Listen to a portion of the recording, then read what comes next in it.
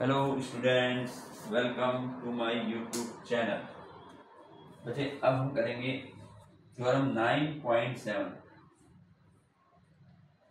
ठीक है, the angle subtended by an arc at the centre is double the angle subtended by it at any point on the remaining part of the circle. क्या था theorem, क्या है ये समझ लो कि एंगल सबटेंडेड बाय ना एक आर्क है, उसके द्वारा एंगल जो बनाया जाएगा सेंटर पे is double the angle subtended by it, यानी उसी आर्क के द्वारा यदि सेंटर के अलावा कहीं और रिमेनिंग पार्ट में बनाया जाएगा तो जो सेंटर में एंगल बना है वो डबल होगा। ये है इसका मतलब।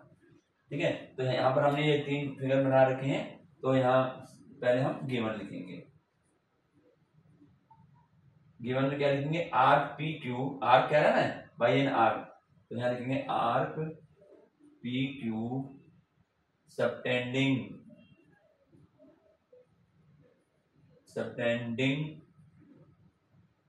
PQ, an arc PQ subtending an angle POQ at the center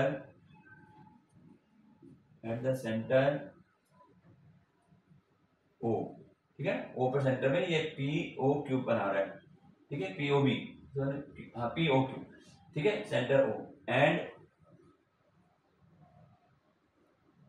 और ये आर्क जो है एंड एंगल PAQ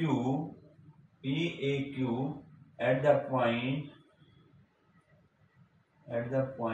A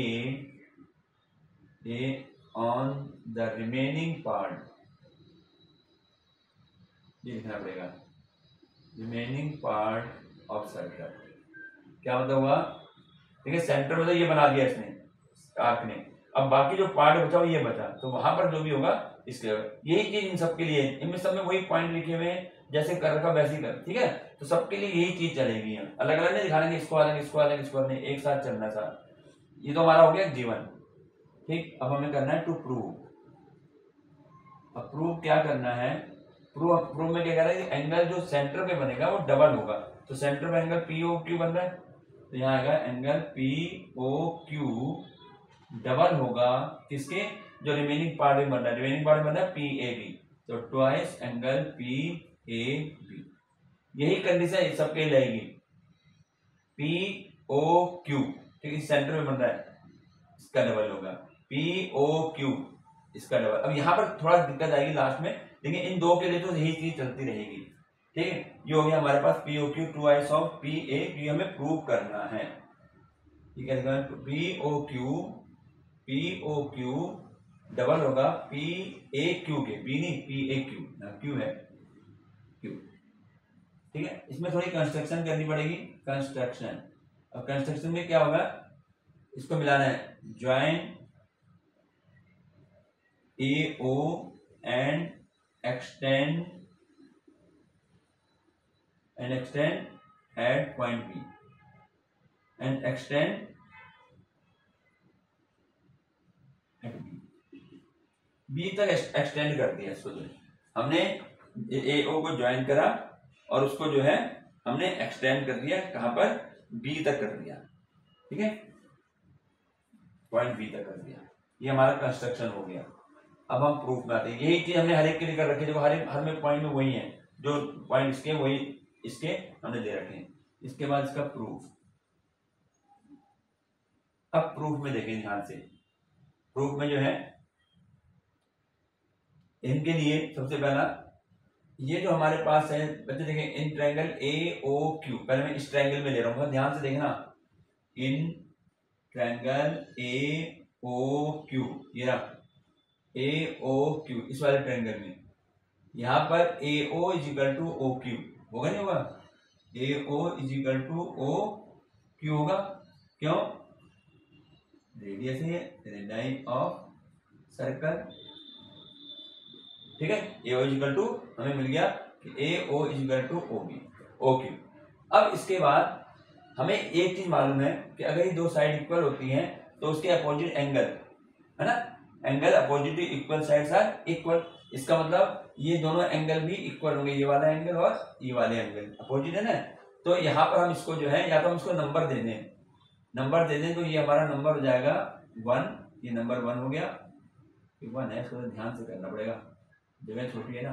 तो ये हमारे पास ये एंगल 1 हो गया, और इसको हमने एंगल 2 कह दिया, ये वाला एंगल 2, ये एंगल 1, ये एंगल 2 दिखाई दे रहा है ना, ये एंगल 1। तो हम यहाँ लिखेंगे फिर इसके आगे थोड़ा बड़ा बनेगा ये, angle 1 is equal to angle 2, हमने ये कर दिया, angle 1 is equal to angle 2। और यहाँ क्या लिखेंगे, हमें एंगल मिले इक्वल साइड, तो एंगल्स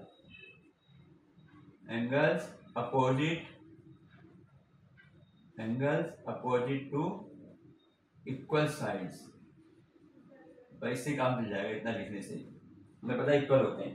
तो angle 1 is equal to angle 2 आ गया।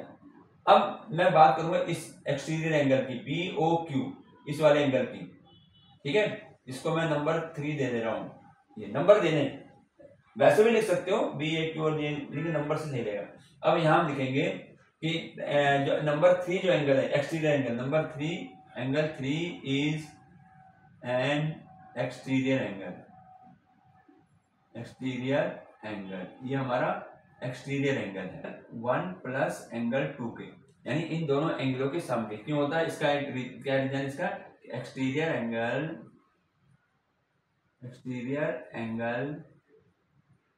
Of a triangle is equal to the sum of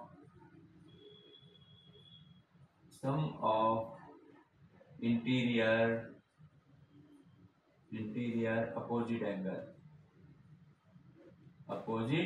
angle, ये होता है इसका रीजन।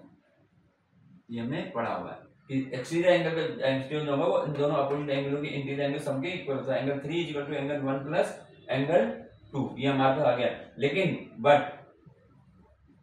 अभी हमने देखा angle 1 is equal to angle 2 है ना, देखा ना, एंगल 1 और एंगल 2 हमारे इक्वल है। तो मैं क्या करूंगा इसकी जगह, एंगल 3 जो है वो हमें ये वाला चाहिए ऊपर वाला, तो 1 एंगल चाहिए, तो मैं इस 2 की जगह भी 1 लिख दूंगा, तो एंगल 1 प्लस एंगल 1 हो जाएगा, 2 की जगह भी 1 लिख दिया, तो एंगल 3 आ गया हमारे पास ट्वाइस ऑफ एंगल 1, इसको हम नंबर 1 दे देते हैं, ठीक है। अब इसको मैं रफ कर देता हूं यहाँ पर इसको रफ कर देते हैं। अब इसके बाद देखिए सिमिलरली